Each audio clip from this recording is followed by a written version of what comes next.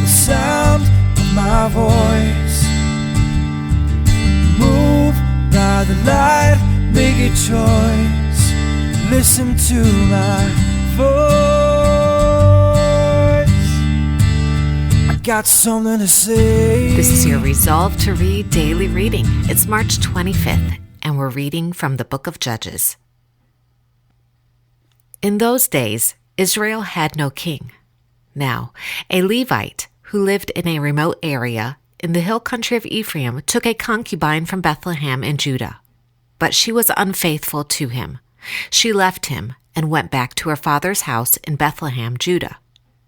After she had been there 4 months, her husband went to her to persuade her to return. He had with him his servant and 2 donkeys. She took him into her father's house, and when her father saw him, he gladly welcomed him. His father-in-law, the girl's father, prevailed upon him to stay. So he remained with him 3 days, eating and drinking and sleeping there. On the 4th day, they got up early and prepared to leave. But the girl's father said to his son-in-law, "Refresh yourself with something to eat, then you can go." So the 2 of them sat down to eat and drink together. Afterward, the girl's father said, "Please, stay tonight and enjoy yourself." And when the man got up to go, his father-in-law persuaded him, so he stayed there that night. On the morning of the 5th day, when he rose to go, the girl's father said, "Refresh yourself, wait till afternoon." So the 2 of them ate together. Then, when the man, with his concubine and his servant, got up to leave, his father-in-law, the girl's father, said, "Now look, it's almost evening. Spend the night here. The day is nearly over. Stay and enjoy yourself. Early tomorrow morning you can get up and be on your way." But, unwilling to stay another night, the man left and went toward Jebus, that is, Jerusalem, with his 2 saddle donkeys and his concubine.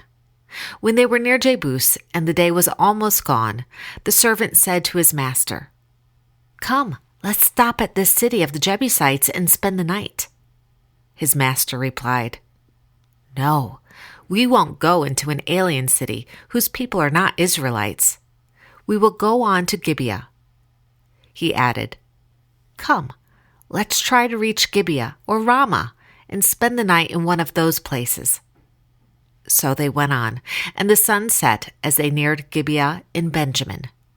There they stopped to spend the night. They went and sat in the city square, but no one took them into his home for the night. That evening, an old man from the hill country of Ephraim, who was living in Gibeah, the men of the place were Benjamites, came in from his work in the fields. When he looked and saw the traveler in the city square, the old man asked, "Where are you going? Where did you come from?" He answered, "We are on our way from Bethlehem in Judah to a remote area in the hill country of Ephraim where I live.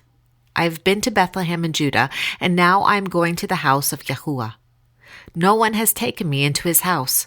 We have both straw and fodder for our donkey, and bread and wine for ourselves, your servants, me, your maidservant, and the young man with us. We don't need anything." "You are welcome at my house," the old man said. "Let me supply whatever you need. Only don't spend the night in the square."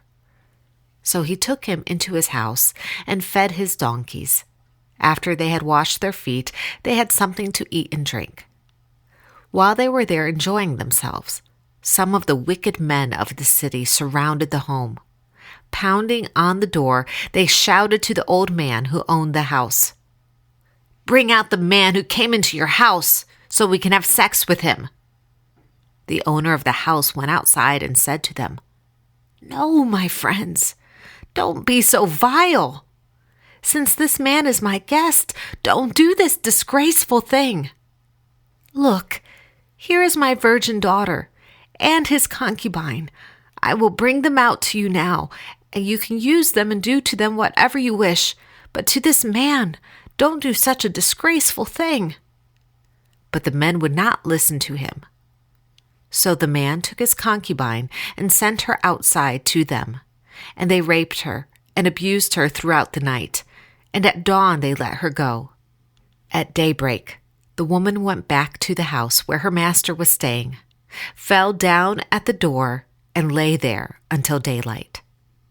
When her master got up in the morning and opened the door of the house and stepped out to continue on his way, there lay his concubine, fallen in the doorway of the house, with her hands on the threshold. He said to her, "Get up, let's go." But there was no answer. Then the man put her on his donkey and set out for home. When he reached home, he took a knife and cut up his concubine limb by limb into 12 parts and sent them all into the areas of Israel. Everyone who saw it said, "Such a thing has never been seen or done, not since the day the Israelites came up out of Egypt. Think about it. Consider it. Tell us what to do." Then all the Israelites from Dan to Beersheba and from the land of Gilead came out as one man and assembled before Yahuwah in Mizpah. The leaders of all the people of the tribes of Israel took their places in the assembly of the people of God, 400,000 soldiers armed with swords. The Benjamites heard that the Israelites had gone up to Mizpah. Then the Israelites said, "Tell us how this awful thing happened." So the Levite, the husband of the murdered woman, said, "I and my concubine came to Gibeah in Benjamin to spend the night. During the night, the men of Gibeah came after me and surrounded the house, intending to kill me. They raped my concubine and she died. I took my concubine, cut her into pieces, and sent one piece to each region of Israel's inheritance, because they committed this lewd and disgraceful act in Israel. Now, all you Israelites, speak up and give your verdict." All the people rose as one man, saying, "None of us will go home. No, not one of us will return to his house. But now, this is what we'll do in Gibeah. We'll go up against it as the lot directs. We will take 10 men out of every 100 from all the tribes of Israel, and 100 from 1,000, and 1,000 from 10,000 to get provisions for the army. Then, when the army arrives at Gibeah, in Benjamin, it can give them what they deserve for all this vileness done in Israel." So all the men of Israel got together and united as one man against the city. The tribes of Israel sent men throughout the tribe of Benjamin, saying, "What about this awful crime that was committed among you? Now surrender those wicked men of Gibeah so that we may put them to death and purge the evil from Israel." But the Benjamites would not listen to their fellow Israelites. From their towns, they came together at Gibeah to fight against the Israelites.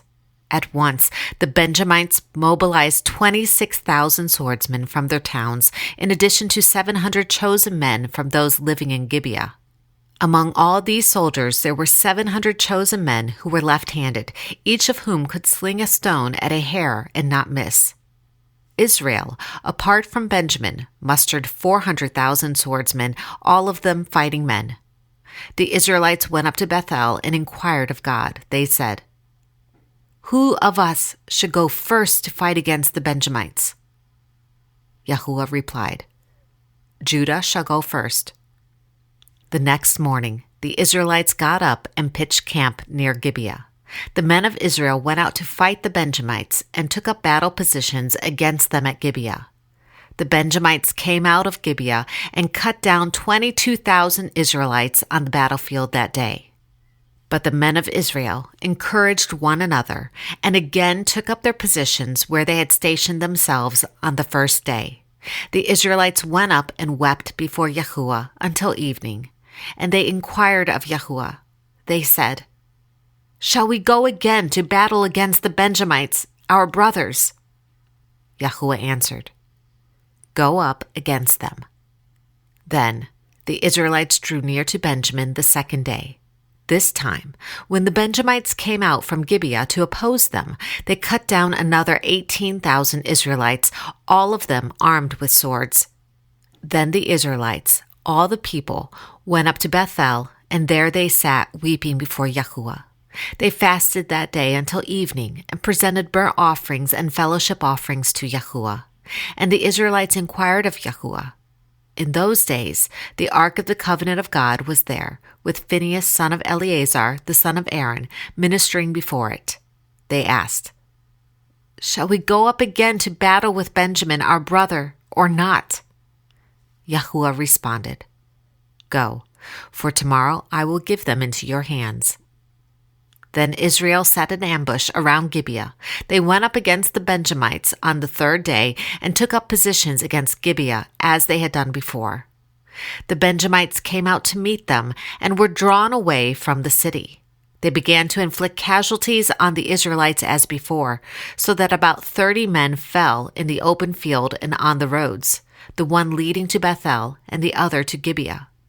While the Benjamites were saying, "We're defeating them as before," the Israelites were saying, "Let's retreat and draw them away from the city to the roads."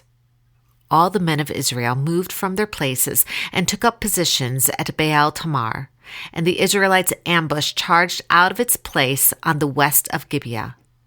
Then 10,000 of Israel's finest men made a frontal attack on Gibeah. The fighting was so heavy that the Benjamites did not realize how near disaster was. Yahuwah defeated Benjamin before Israel, and on that day the Israelites struck down about 25,100 Benjamites, all armed with swords. Then the Benjamites saw that they were beaten. Now the men of Israel had given way before Benjamin, because they relied on the ambush they had set near Gibeah. The men who had been in the ambush made a sudden dash into Gibeah, spread out, and put the whole city to the sword. The men of Israel had arranged with the ambush that they should send up a great cloud of smoke from the city, and then the men of Israel would turn in the battle. The Benjamites had begun to inflict casualties on the men of Israel, about 30, and they said, "We are defeating them as in the first battle." But when the column of smoke began to rise from the city, the Benjamites turned and saw the smoke of the whole city going up into the sky. Then the men of Israel turned on them, and the men of Benjamin were terrified, because they realized that disaster had come upon them. So they fled before the Israelites in the direction of the desert, but they could not escape the battle. And the men of Israel who came out of the towns cut them down there. They surrounded the Benjamites, chased them, and easily overran them in the vicinity of Gibeah on the east. 18,000 Benjamites fell, all of them valiant fighters. As they turned and fled toward the desert to the rock of Rimmon, the Israelites cut down 5,000 men along the roads. They kept pressing after the Benjamites as far as Gidom and struck down 2,000 more. On that day, 25,000 Benjamite swordsmen fell, all of them valiant fighters.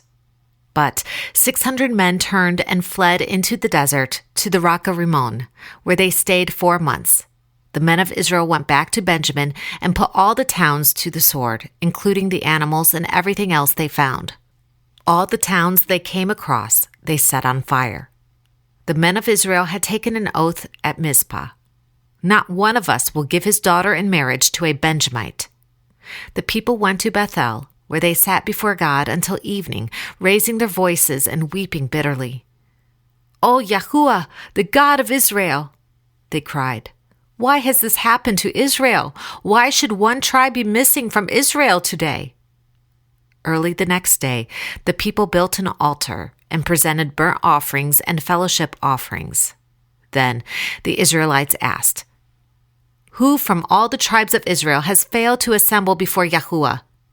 For they had taken a solemn oath that anyone who failed to assemble before Yahuwah at Mizpah should certainly be put to death. Now the Israelites grieved for their brothers, the Benjamites. "Today, one tribe is cut off from Israel," they said.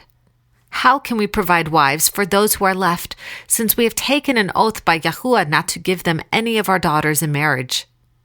Then they asked, "Which one of the tribes of Israel failed to assemble before Yahuwah at Mizpah?" They discovered that no one from Jabesh Gilead had come to the camp for the assembly. For when they counted the people, they found that none of the people of Jabesh Gilead were there. So the assembly sent 12,000 fighting men with instructions to go to Jabesh Gilead and put to the sword those living there, including the women and children. "This is what you are to do," they said. "Kill every male and every woman who is not a virgin." They found among the people living in Jabesh Gilead 400 young women who had never slept with a man, and they took them to the camp at Shiloh in Canaan. Then the whole assembly sent an offer of peace to the Benjamites at the rock of Rimmon. So the Benjamites returned at that time and were given the women of Jabesh Gilead, who had been spared. But there were not enough for all of them. The people grieved for Benjamin, because Yahuwah had made a gap in the tribes of Israel. And the elders of the assembly said, "With the women of Benjamin destroyed, how shall we provide wives for the men who are left?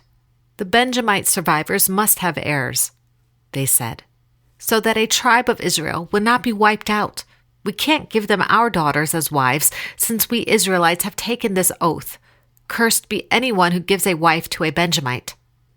But look, there is the annual festival of Yahuwah in Shiloh to the north of Bethel, and east of the road that goes from Bethel to Shechem, and to the south of Lebonah. So they instructed the Benjamites, saying, "Go and hide in the vineyards and watch. When the girls of Shiloh come out to join in the dancing, then rush from the vineyards, and each of you seize a wife from the girls of Shiloh, and go to the land of Benjamin. When their fathers or brothers complain to us, we will say to them, 'Do us a kindness by helping them, because we did not get wives for them during the war, and you are innocent, since you did not give your daughters to them.'" So that is what the Benjamites did. While the girls were dancing, each man caught one and carried her off to be his wife. Then they returned to their inheritance and rebuilt the towns and settled in them. At that time, the Israelites left that place and went home to their tribes and clans, each to his own inheritance. In those days, Israel had no king. Everyone did as he saw fit. This is the word of Yahuwah. Thanks be to God.